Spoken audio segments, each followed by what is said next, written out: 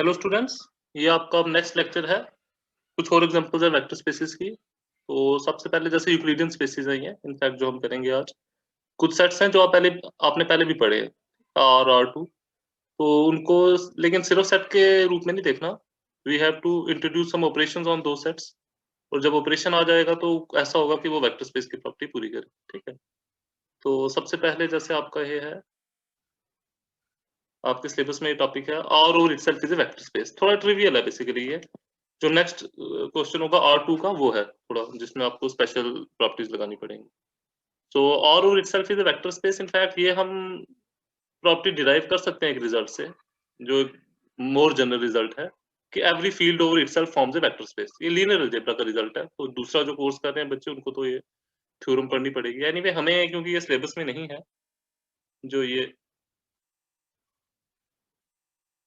तो every field over itself ये हमें नहीं है अभी, ठीक है, सिलेबस में। तो हम ये डायरेक्ट ये रिजल्ट नहीं यूज करेंगे। तो हम R of itself is a vector space वो अलग से प्रूव करेंगे using the properties of vector space. ठीक है, इसकी कंडीशन फुलफिल होती है या नहीं चेक करेंगे। ठीक है, उसके बेस पे करते हैं।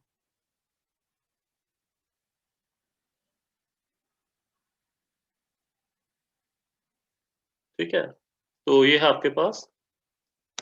तो मोर जनरल ये रिजल्ट फिर भी देख लो। ये जो रिजल्ट है फील्ड ओवर इटसेल्फ, ये तो अगर कोई भी फील्ड है ओवर एफ, जैसे मैंने आपको कल भी बताया था, यहाँ पे हम लेते तो इन जनरल एक सेट वी है, उसको हम नाम भी वी देते हैं। लेकिन ऐसी कोई कंडीशन नहीं है कि जो हमें ये बताएगी कि we should be distinct from F. Condition ये थी कि एफ फील्ड होना चाहिए, वी कोई नॉन एम्प्टी सेट होना चाहिए। तो we can take V equal to F.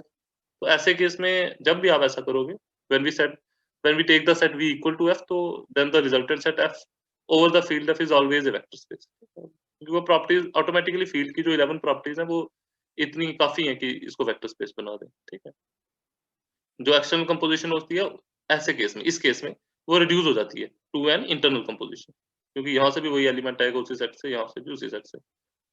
तो ये रिजल्ट अगर हम प्रूव करेंगे तो ये वाला लॉ आपका ऑटोमेटिकली डिराइव हो जाएगा। लेकिन हम इस लेकिन फिर उतना एफर्ट हमें इसको प्रूव करने में पड़ेगा, उससे भी ज्यादा इवन, तो हमें सिलेबस में भी नहीं है। तो एनीवे हम यही करते हैं फिर, और over itself is a vector space. तो we will prove it directly. ठीक है, तो उसके लिए कंडीशंस देखनी है। अब कंडीशंस क्या है?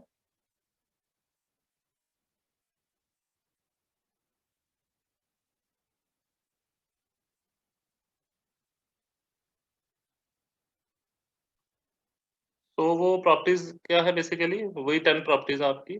पहले 5 वेक्टर एडिशन की, और फिर स्केलर मल्टीप्लिकेशन की। ठीक है, तो ये देखते हैं हम।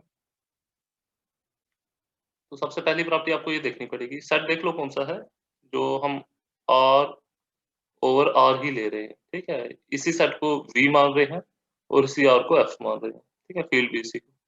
ऐसे केस में चेक करना है कि does this set of real numbers form a vector space over the field of real numbers. तो याद करो हमारे पास क्या कंडीशंस थी वेक्टर स्पेस की। पहले तो ये सेट नॉन एम्प्टी होना चाहिए। तो is this set of real numbers a non empty set? हाँ, इसमें बहुत सारे एलिमेंट्स हैं, 1 2 3 4, इनफैक्ट इनफाइनाइटली मैनी। तो हम बोल सकते हैं कि this set is non empty. उसके बाद ये देखना है कि is this set is field? Yes, the set of real numbers form a field. ये आपने पिछले सम में पढ़ा हुआ है। तो उसके बाद फर्दर 10 प्रॉपर्टीज वो अलग से बतानी है। तो आप देखोगे क्योंकि सेम ही सेट से, जैसे चलो पहली 5 प्रॉपर्टीज लिखते हैं, तो उस पहली 5 प्रॉपर्टीज अब मैं बार बार वो चीज नहीं करूंगा, इक्विवेलेंट है इसके शो करने की कि वेदर और with the operation of addition. ये एडिशन कौन सा है? ये फील्ड का एडिशन नहीं है, ये है वेक्टर एडिशन। लेकिन क्योंकि हम वही सेट ले रहे हैं, ऑपरेशन भी इसके वही ले रहे हैं जो आर वाले थे, तो इस पर्टिकुलर एग्जांपल में ये वही प्लस होगा जो रियल नंबर्स का यूजुअल एडिशन होती है। तो yes, real numbers under usual addition form an abelian group. तो ये हमें पता है। तो फॉर्म एन एबिलियन ग्रुप, इसका मतलब A1 टू A5 जो 5 प्रॉपर्टीज हैं दे आर सेटिस्फाइड। तो अगली जो 5 प्रूव करनी है उसके लिए हमें क्या करना पड़ेगा?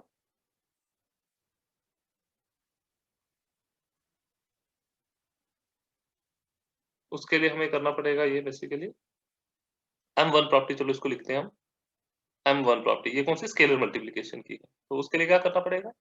एक हम ये वाला सेट कंसीडर कर रहे हैं R ओवर R। तो M1 के लिए हम एक एलिमेंट यहाँ से लेते हैं जिसको हम X मोस्टली लेते हैं, रिप्रेजेंट करते हैं, और यहाँ से एक लेते हैं alpha, alpha from the field and X from the set. तो we need to check whether alpha x is in this R, ठीक है। तो since x is in R and alpha is in also in R, बस ये फर्क है कि ये आर हम फील्ड वाला कंसीडर कर रहे हैं और ये आर सेट जो जिसे हम वेक्टर स्पेस का कहते हैं।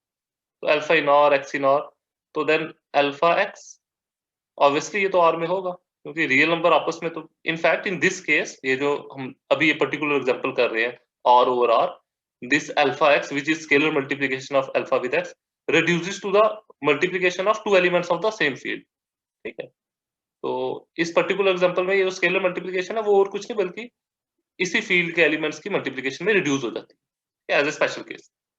तो वहां पे तो हमें फील्ड में तो पता है कि मल्टीप्लिकेशन क्लोज्ड होती है, उसकी फील्ड की सिक्स्थ जो प्रॉपर्टी है, तो उसके बेस पे प्रॉपर्टी M1 भी प्रूव हो जाएगी। सिमिलरली आपकी जो अगली प्रॉपर्टीज हैं जैसे कि M2 है, आप वो भी देख लेना, उसमें आपको क्या करना पड़ता है, दो स्केलर्स लेने पड़ते हैं। Let alpha beta belongs to R, set फिर से देख लो कौन सा है, सेट है R over the set R over the field. Alpha beta आपको कहां से लेने हैं, यहाँ से नहीं, इस एरो से नहीं, हमने यानी कि ये जो अल्फा बीटा है ये इस फील्ड से है and x be in this set R. ये आर कौन सा, ये वाला, दोनों सेम है फिर भी रिप्रेजेंटेशन। नो अब हम यहाँ पे चेक करेंगे, नो अल्फा प्लस बीटा करें और फिर हम मल्टीप्लाई करें एक्स से, तो क्या वो बराबर होगा alpha x plus beta x के? हाँ बेसिकली, क्योंकि in this particular example alpha beta and x all these three elements are real numbers and distributive property holds in real numbers. तो आप इधर से आप डायरेक्ट लिख सकते हो alpha dot x plus beta dot x, because reason आप ये देख सकते हो, बिकॉज अल्फा बीटा एक्स ये तीनों आर की हैं ultimately and distributive law holds in are, ठीक है। डिस्ट्रीब्यूटिव लॉ कौन सा है, ये राइट डिस्ट्रीब्यूटिव लॉ, ठीक है। और डिस्ट्रीब्यूट कौन सा ऑपरेशन कर रहा है, operation of multiplication is distributing over addition. तो ये होता है, ये रियल नंबर्स में भी प्रॉपर्टी आपने पढ़ी है, रियल एनालिसिस में भी पढ़ी थी। तो सिमिलरली अगली भी जो प्रॉपर्टीज हैं उसे हम ज्यादा डिटेल में नहीं देखते, ये सिंपली क्वेश्चन है, आप देख लेना M3 M4 M5 वो सब भी सेटिस्फाई होंगे इसमें, ठीक है। अब जैसे जो प्रॉपर्टी है आपकी M3, उसके लिए आपको क्या करना है, M3 के लिए अल्फा लेना है फील्ड से और एक्स और वाई लेने हैं जो सेट है आपका, अगेन वो भी आ रही है। तो देखना है कि alpha dot x plus y वो होगा alpha dot x plus alpha dot y, हाँ this will hold because of left distributive property of real numbers. और उसी तरह M4 जो प्रॉपर्टी है वो एसोसिएटिव होती है, एसोसिएटिव से सिमिलर इनफैक्ट, मतलब कि अल्फा बीटा आपको फील्ड में लेने हैं एंड एक्स इन आर। तो चेक करना है कि क्या alpha beta into x is equal to alpha into beta x. तो ये नॉर्मल वेक्टर स्पेस में तो ये इतना ऑब्वियस नहीं होता, we need to prove this, but in this particular example since alpha beta and x all these three are real numbers, तो real numbers में एसोसिएटिव प्रॉपर्टी है मल्टीप्लिकेशन, तो ये ट्रिवली होल्ड करेगा जिसको बोलते हैं। And one last property is M5। तो M5 प्रॉपर्टी में क्या करना है, चेक करना है कि वेदर हमारे पास सेट कौन सा, फिर से एक बार कंसीडर करो R over R।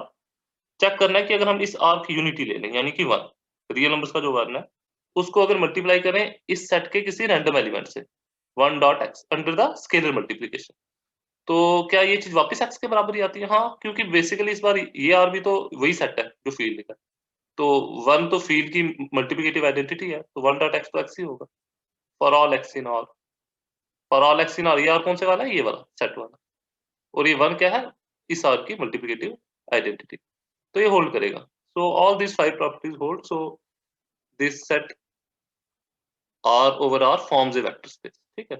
O this set R forms a vector space over this field of real numbers, ठीक है। तो कुछ नहीं, बेसिकली वेक्टर स्पेस का होता यही है कि हम एलिमेंट्स को, अब आप इसको ज्योमेट्रिकली भी देख सकते हो, इसका क्या रिप्रेजेंटेशन है, उतनी कोई कॉम्प्लेक्स नहीं, लेकिन फिर भी ज्योमेट्रिकली देखो, मैं जो रियल नंबर्स है ना उनको हम रिप्रेजेंट कर सकते हैं नंबर लाइंस। तो बीच, ठीक है, हम बीच में एक नंबर दे देते हैं 0, राइट में उसके हम पॉजिटिव नंबर देते हैं और लेफ्ट में नेगेटिव। तो ये क्या रिप्रेजेंट कर रहा है बेसिकली, ये बता रहा है कि इस R का वेक्टर स्पेस होना क्या बता रहा है कि एक तो हम एलिमेंट्स को आपस में प्लस कर सकते हैं, ठीक है, जब प्लस को ऑपरेशन करेंगे तो मतलब आप लेफ्ट राइट शिफ्ट कर सकते हो इस नंबर लाइन को, जब 2 नंबर्स प्लस होते हैं। और मल्टीप्लिकेशन रियल नंबर्स की खुद से होना, वो है तो मतलब हम फील्ड से ही चलो रिलेट कर रहे हैं, लेकिन इस पर्टिकुलर एग्जांपल में आप ऐसा भी समझ सकते हो कि अल्फा इंटू एक्स, कि आप इस लाइन को डायलेट कर सकते हो, ठीक है? जैसे कोई नंबर यहाँ पे 2 था, उसको अगर हमने 3 से मल्टीप्लाई किया, तो इसका मतलब this line gets enlarged 3 times, ठीक है? तो वो ये जो 2 रीजनल है, वो कहाँ पे पहुँच जाएगा? वो 6 पे, ठीक है? तो ऐसा अगर माइनस है, तो डायरेक्शन उल्टी हो जाएगी। और तो ये प्रॉपर्टी है, ठीक है, रियल लाइन में। तो इसमें तो इतनी स्पेशल नहीं है, R2 में आपको इसकी ज्योमेट्री भी अच्छी लगेगी। नेक्स्ट एग्जांपल है जो आपकी, ठीक है? नेक्स्ट टॉपिक भी है सिलेबस का यही, कि we need to prove that R2। अब R2 कौन सा सेट है? ये 2 डायमेंशनल प्लेन है, जिसको आप बोलते हो, या set of all ordered pair of real numbers, ये बोल दो। यानी ये सेट है R equal to XY such that XY is in R। तो 2 डायमेंशनल स्पेस भी बोलते हैं इसको, यूक्लिडियन प्लेन भी बोलते हैं इसको, ठीक है? यूक्लिडियन स्पेस ऑफ डायमेंशन 2 भी बोलते हैं। ये सब तो पहले ये सेट देख लो क्या है। स्पेस में तो एक्स्ट्रा चीज होगी ना, इज ए वेक्टर स्पेस। उसमें तो हमें ऑपरेशन भी चाहिए कि इसके एलिमेंट्स को, how do we add elements of this set, and how do we multiply an element of the field with element of this set. वो तो एक्स्ट्रा उसकी होगी कंडीशन, लेकिन ये एज ए सेट कैसा है? तो एज ए सेट तो आपने ये पहले भी देखा होगा, एज ए सेट ही ऐसा है बेसिकली। यहाँ पे 1 है, यहाँ पे 2 है, यहाँ पे 3 है, यहाँ पे -1 है। ये जो हॉरिजॉन्टल लाइन है, ये आपका एक्स एक्सिस रिप्रेजेंट करती है, बोले तो इसका फर्स्ट कोऑर्डिनेट। और ये जो वर्टिकल है, ये भाई। तो इसकी मदद से आप कोई भी पॉइंट्स रिप्रेजेंट कर सकते हो।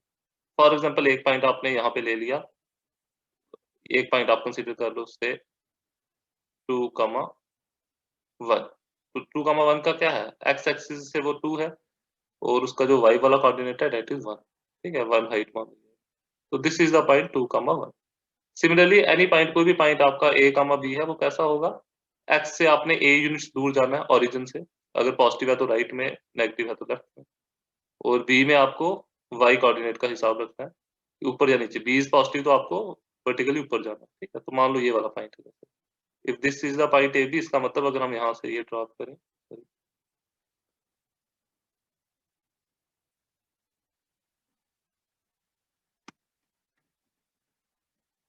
अगर हम यहाँ से एक लाइन परपेंडिकुलर ड्रॉप करें, तो this length must be A, और यहाँ से अगर हम ड्रॉप करते हैं तो this thing must be B, ठीक है? तो ये पॉइंट आपका AB है।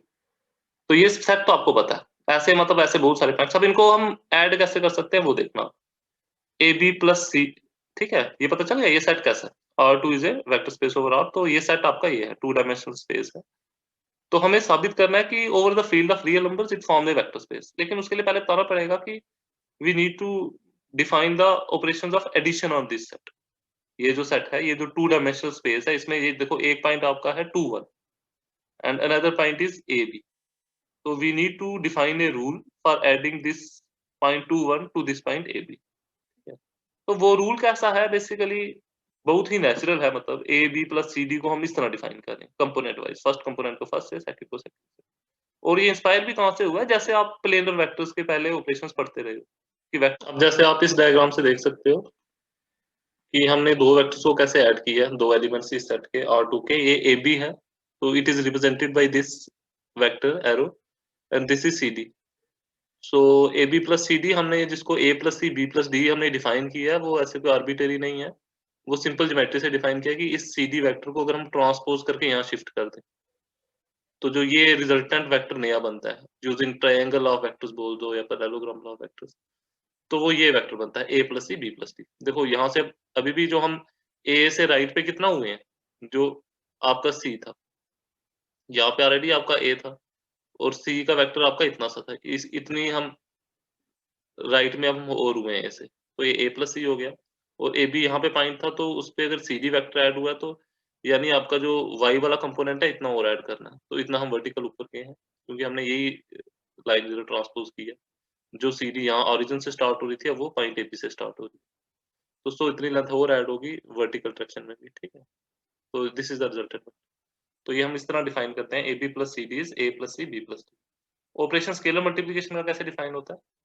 Alpha dot A B is equal to alpha A comma alpha B. यानी कि जैसे उसमें कुछ नहीं है, सिंपली आपको मैंने जैसे पहले भी एग्जांपल बताई थी, अगर हम इसी वेक्टर को मल्टीप्लाई कर देते हैं 2 से, जैसे आप ये देखो, तो मल्टीप्लिकेशन का भी ऐसे ही है, जैसे इस AB को, ये जो वेक्टर है इसको अगर हम 2 से मल्टीप्लाई करें तो रिजल्टेंट वेक्टर ये बन जाता है, ठीक है?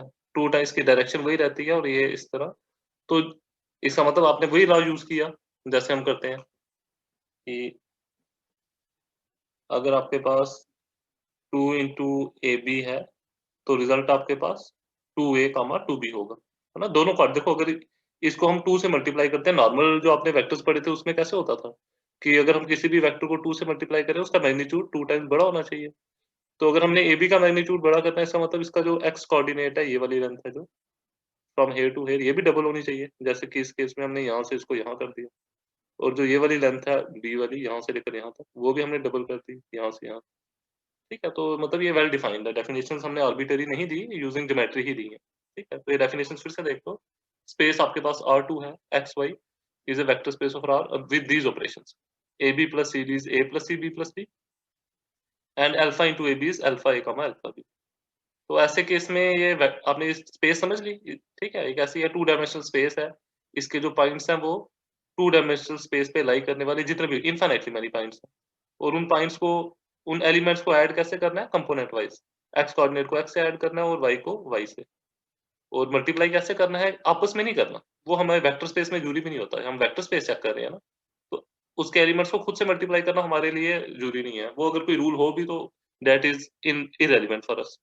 ठीक है? तो हमें चेक क्या करना है कि इसके एलिमेंट्स को क्या किसी हम स्केलर से मल्टीप्लाई कर सकते हैं, और इस केस में हम स्केलर भी इसी r से लेंगे, स्केलर r से लेंगे, यानी किसी रियल नंबर से मल्टीप्लाई कर सकते हैं, हाँ। तो जैसे हम ऑर्डिनरी ज्योमेट्री में करते थे, वहीं से इंस्पायर होके हमने डिफाइन किया था कि अल्फा डॉट AB कैसे करना है, A को भी अल्फा से मल्टीप्लाई करो, B को भी। जैसे इस पर्टिकुलर एग्जांपल पे इस वेक्टर AB को हमने 2 से मल्टीप्लाई किया, तो ये 2A, 2B आ गया। तो एनीवे क्या ऐसे केस में 10 प्रॉपर्टी सैटिस्फाई होती हैं? तो सबसे पहली प्रॉपर्टी है, जैसे हमें वो ये चेक करनी है, प्रॉपर्टी A1। तो इस प्रॉपर्टी के लिए आपको क्या चेक करना होगा कि whether this operation is closed under vector addition, मतलब ये जो स्पेस है R2, ये वेक्टर एडिशन में क्लोज्ड, हमने जैसे डिफाइन किया इसको कॉपी कर लेते हैं।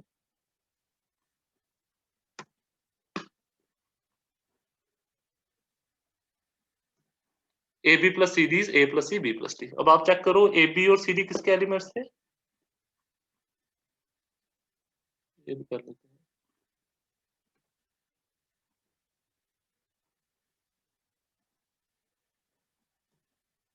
AB और CD R2 के, इसका क्या मतलब? वो R2 की डेफिनेशन को याद करो, ऊपर जो लिखी है, इसका मतलब A is also a real number and B is also a real number। Similarly C और D भी रियल नंबर है। तो इसका मतलब ये जो A plus C है, क्या ये रियल नंबर होगा? हाँ होगा। रियल नंबर तो क्लोज होते हैं अंडर एडिशन, और B plus D भी एक रियल नंबर है। तो दो ऑर्डर पेयर को ऐड किया, जो हमने रूल बनाया, the rule which we have defined, उसके तहत रिजल्ट भी एक ऑर्डर पेयर ही आ रहा है, and in this order pair each of the component is a real number. तो इसका मतलब ये जो हमें रिजल्ट दिख रहा है यहाँ पे राइट हैंड साइड में, ये एक ऑड एलिमेंट और किसी का नहीं बल्कि R2 का ही है। ठीक है ना? R2 के एलिमेंट होने की क्या कंडीशन थी? एक तो ऑर्डर पेयर होना चाहिए, दूसरा दोनों ही कंपोनेंट्स रियल नंबर होने चाहिए, जो कि हैं। तो A1 प्रॉपर्टी सैटिस्फाइड। फिर चेक कर सेकंड प्रॉपर्टी A2 एसोसिएटिव देखनी है। ठीक है? वो हम चेक करेंगे। उसके बाद A3 existence of additive identity. Associative तो बिल्कुल ही ट्रिवियल है। ठीक है? एसोसिएटिव प्रॉपर्टी देखनी है। उसके बाद A3 देखनी है कि क्या R2 में एक ऐसा एलिमेंट है जिसको हम किसी भी AB से ऐड करें तो रिजल्ट वापस से AB ही आए, और वो जो एलिमेंट है वो अगेन होना भी R2 के अंदर ही चाहिए। तो ऐसा है, हाँ। इनफैक्ट 0, 0 अगर हम ले लें तो ये एलिमेंट होगा R2 का। हाँ, this is an ordered pair and since 0 is a real number, so this can be thought of as an element of R2, और AB प्लस 0, 0 करें तो AB आएगा। ऐसा इस पर्टिकुलर AB के लिए नहीं, जैसा मर्जी AB हो, for all AB in R2। So A3 properties हो, मतलब कि एग्जिस्टेंस ऑफ एडिटिव आइडेंटिटी है। उसके बाद A4 देखना है, यानी कि late AB belongs to R2, कोई रैंडम एलिमेंट ले लेना R2। Does there exist an element which upon addition with AB gives this element 0, 0, जिसको हम उसका एडिटिव इनवर्स बोलेंगे? हाँ, इनफैक्ट AB जैसा भी होगा, इसका मतलब A और B कुछ रियल नंबर्स हैं, और when A and B are real numbers, तो पूरे ए बी का तो हम बोल नहीं सकते, लेकिन at least A must have an additive inverse, जिसको हम माइनस ए से रिप्रेजेंट करते हैं, और बी भी एक रियल नंबर है, तो इसका भी कुछ एडिटिव इनवर्स तो होगा, जो भी होगा उसको हम माइनस बी से रिप्रेजेंट करते हैं। तो दिस ऑलवेज गिव्स 0 0। कैसे? Using the way we have defined vector addition. हमने कैसे डिफाइन किया? इसको लिखा है कि ए को माइनस ए से ऐड कर देंगे और बी को माइनस बी से ऐड कर देंगे, तो यही बन जाएगा 0 0। तो इसका मतलब एडिटिव आइडेंटिटी भी एग्जिस्ट करती है, और एडिटिव इनवर्स भी। जैसे कि फॉर एग्जांपल आइडेंटिटी ये 0 0 तो यूनिक है। अगर हम ये ले लेते हैं अभी 2,5, तो इसको किससे ऐड करना है? -2, -5। तो रिजल्ट आपका अगेन ऑरिजिन। ज्योमेट्रिकली बोले तो उसका ये मतलब है कि हम जो ये वेक्टर बना रहे थे ना, इसको किस वेक्टर से ऐड करें कि रिजल्ट ऑरिजिन पे वापस आ जाए? इसको इसी का जो इनवर्स है, मतलब वेक्टर जो इसी की उल्टी डायरेक्शन में जा रहा है और इतने ही मैग्नीट्यूड का, जितने मैग्नीट्यूड का ये वेक्टर है उतने का ही है, इसको अगर हम इससे ऐड करेंगे तो रिजल्टेंट आपका वो ऑरिजिन पे ही सीमित रह जाएगा, 0 वेक्टर बन जाएगा। ठीक है? और उसके बाद नेक्स्ट प्रॉपर्टी जैसे आपकी आ गई, दैट इज A5। तो A5 में आपको चेक करना है कि क्या AB प्लस CD करे तो वही रिजल्ट आता है। इसको हम देखो by definition A plus C B plus D लिख सकते हैं। कम्यूटेटिव मतलब चेक करनी है, एडिशन है। तो ये AB प्लस CD में हम CD प्लस AB लिख सकते हैं, we can't say that, but at least A and C are real numbers, so they can be replaced by C plus A, and similarly B plus D can be replaced by D plus B, which in next steps become C comma D plus A comma B. So this addition is commutative। Addition commutative है, तो ये imply करता है कि जो vector space है वो पहली 5 प्रॉपर्टी सेटिस्फाई कर रही है, और 2 की जो स्पेस है over the field of real numbers, it satisfies the first 5 properties of vector addition. No we have to check the properties of scalar multiplication. तो जिसको पहली प्रॉपर्टी को हम बोलते हैं M1, उसमें क्या करना पड़ता है? Let alpha belongs to field, यानी कि स्पेस में R, and one element from R2, और उसके एलिमेंट्स कैसे हैं? AB। तो देन चेक करो, अल्फा इंटू AB किसके बराबर आएगा? The way we have defined scalar multiplication is equal to alpha A comma alpha B. So since alpha is real number and AB is in R2, that implies A and B are also real numbers. So ये जो alpha A है, this must be a real number, and alpha B must again be a real number, because all these three, alpha, A and B, these are real numbers. AB is an element of R2. This whole element is not a real number, but individually A and B are real numbers. So alpha is a real number, alpha B is a real number, and this is an ordered pair, तो इसका मतलब this is an element of R2, so M1 property holds. Now second is M2, उसमें let alpha comma beta belongs to R and one element from the space, which in this question is R2. Then we need to check whether alpha plus beta dot AB करें, तो जैसा rule हमने define किया है, the way we have defined the rule, क्या ये चीज distributive property से सिमिलर आएगी? यानी कि क्या ये चीज बनेगी alpha into A B plus beta into A B? तो अभी तो हम कह नहीं सकते, लेकिन हमने डिफाइन कैसे किया था? डेफिनेशन के मुताबिक ये हो जाएगा alpha plus beta into A comma again this scalar which is in bracket alpha plus beta, तो अभी हम इसको एक ही समझेंगे जो भी कुछ है, into alpha plus beta into B. अब विद इन द ब्रैकेट आप इंडिविजुअली दोनों कंपोनेंट देखो, इसके अंदर रियल नंबर्स ही हैं, अल्फा बीटा और ए, ये एक रियल नंबर है तीनों, और रियल नंबर में डिस्ट्रीब्यूटिव प्रॉपर्टी होती है, तो ये alpha A plus beta A बनेगा, और ये चीज बन जाएगी alpha B plus beta B. ठीक है? जो कि नेक्स्ट स्टेप में बनेगा। अब हम यूज करेंगे कि हमने इस पर्टिकुलर स्पेस में एडिशन कैसे डिफाइन की है। क्या इस चीज को आप ऐसा लिख सकते हो? Alpha A comma alpha B plus beta A comma beta B. ठीक है? क्या किस बेस पे हम लिख सकते हैं? हमने अल्फा वाली टर्म्स अलग तो किए, लेकिन किस बेस पे? हमने बीच में इक्वल टू का साइन भी लगाया ना। On the base of the way we have defined vector addition. अगर आप देखो, हमने जैसे ये भी एक ऑर्डर पेयर है, ये भी ऑर्डर पेयर है, दोनों R2 के एलिमेंट्स हैं, तो इनको ऐड करने का यही तरीका है कि अल्फा ए बीटा से ऐड हो जाता है, तो बीच में इक्वल टू का साइन आप लगा सकते हो, कोई गलत नहीं। जो कि नेक्स्ट स्टेप में बन जाएगा अल्फा इंटू ए कमा बी प्लस बीटा इंटू ए कमा बी। इस स्टेप से हम इस स्टेप पे कैसे आए हैं? Using definition of vector addition in this question. इस क्वेश्चन में वेक्टर एडिशन कैसे डिफाइन किया, और इस स्टेप से इस स्टेप तक using the definition of scalar multiplication in this particular exercise. तो ये अल्फा ए बी, और यही चीज आपको चाहिए थी, ठीक है ना? आप क्या कहाँ से शुरू किया था आपने? अल्फा प्लस बीटा इंटू ए कमा B is alpha into AB plus beta into AB. तो this property is property M2 भी satisfy होगी। अब प्रॉपर्टी आपकी M3 है, उसमें क्या करते हैं, स्केलर एक ही लेते हैं, let alpha belongs to R, और वेक्टर्स दो ले लेते हैं, AB, CD भी इन R2। तो चेक क्या करना है, then alpha dot AB plus CD, check करना है कि ये alpha dot AB plus alpha dot CD है या नहीं, ठीक है। तो ये अगेन आप, ठीक है, इसको देख लेना, इतना भी ये कॉम्प्लेक्स नहीं है, इसको आप नेक्स्ट स्टेप में कर सकते हो, is equal to alpha dot, यहाँ पे A प्लस C आ जाएगा, यहाँ पे B प्लस D आ जाएगा, और ये ब्रैकेट आप अंदर वाली ब्रैकेट लगाओ या नहीं लगाओ, ठीक है। सो दिस बिकम्स अल्फा, जो कि नेक्स्ट स्टेप में alpha into A plus C आ जाएगा, और यहाँ alpha into B plus D आ जाएगा।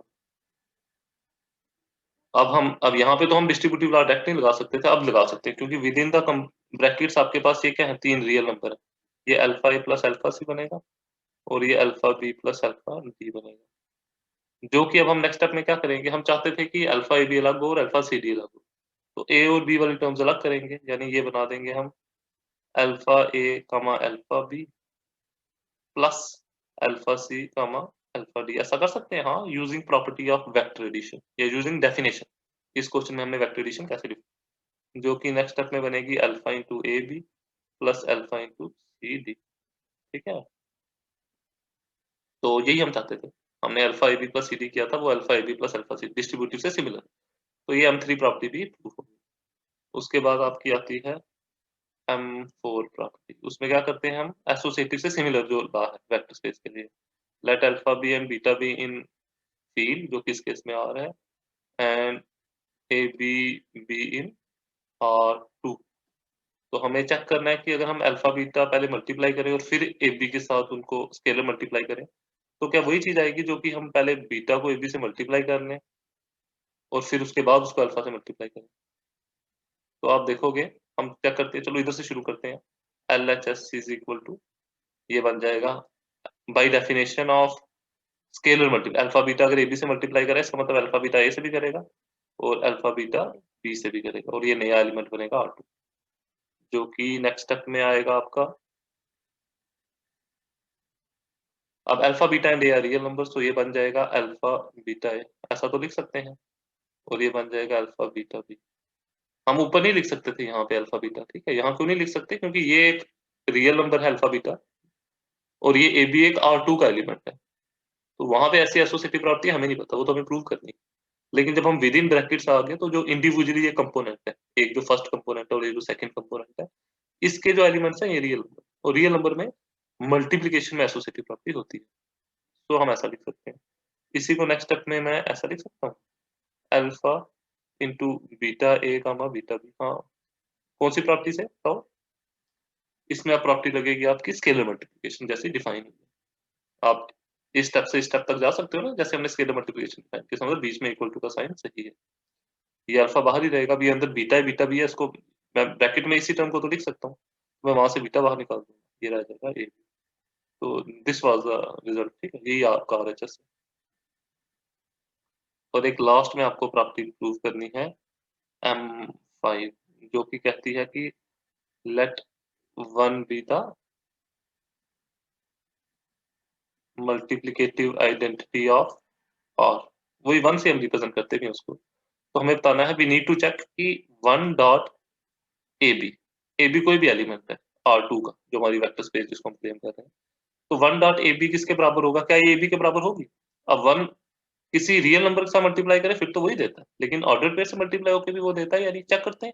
जैसे हमने डेफिनेशन दी थी उसके मुताबिक, तो वन को किसी भी हम स्केलर को मल्टीप्लाई करें तो वो स्केलर अंदर आके कंपोनेंट से मल्टीप्लाई करता है। अब one dot A b, one a b आएगा वो तो हम नहीं कह सकते थे, लेकिन one dot a, and a is a real number, तो वन रियल नंबर की ही तो मल्टीप्लिकेटिव आइडेंटिटी है, तो ये ए बन जाएगा, एंड वन डॉट बी बन जाएगा b, so this becomes a b. One dot A B is a b, ये ऐसा भी नहीं किसी पर्टिकुलर के लिए, ये for all a b in R2, तो इसका मतलब M5 प्रॉपर्टी ऑल्सो हो, ठीक है। तो ये सब प्रॉपर्टीज आप देख लेना एक बार फिर से, बुक में भी है, इनको रिव्यू करो।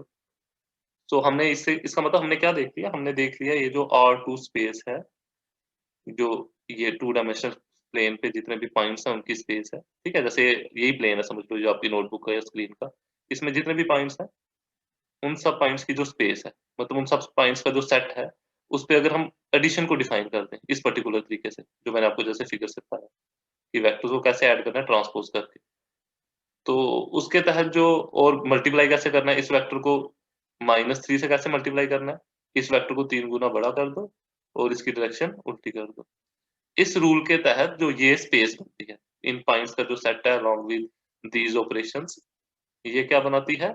एक वेक्टर स्पेस, ठीक है? और ये बड़ी इंपॉर्टेंट वेक्टर स्पेस है और इसी से इंस्पायर्ड आपकी स्पेस R3 भी है। तो इसको बिल्कुल इसी लाइन पे प्रूव करना है, थोड़ा-सा आउटलाइन चलो आप पढ़ भी लेना, मैं थोड़ा-सा नेक्स्ट में दे दूँगा।